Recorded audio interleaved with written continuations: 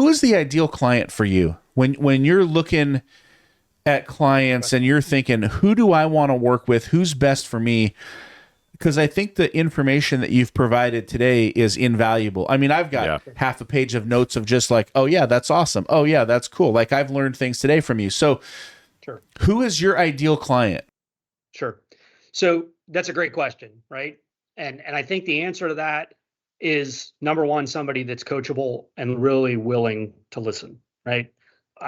I meet with a lot of business owners or business leaders, right, who are, quote, looking for a consultant to help them solve this thing, right? And I don't want to solve this thing, right?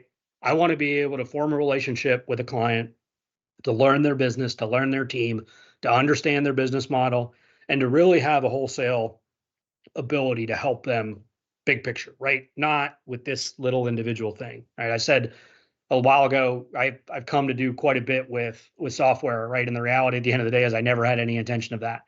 And I think to some degree, it's good and been good for me, certainly.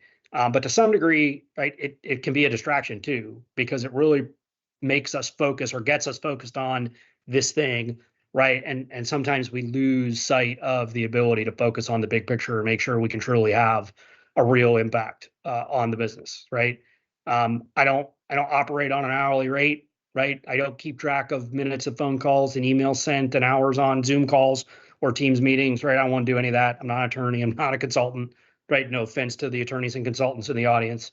I want to be able to make it as much of a back and forth relationship as possible, where the business owner or leader feels like they can email me or pick up the phone and call me at any point at any time throughout our relationship and beyond, right? And get the help that they're looking for, that they need, right? That can really have a substantial impact on their business, right? I'm not a quick fixer, right? I'm not a Band-Aid station.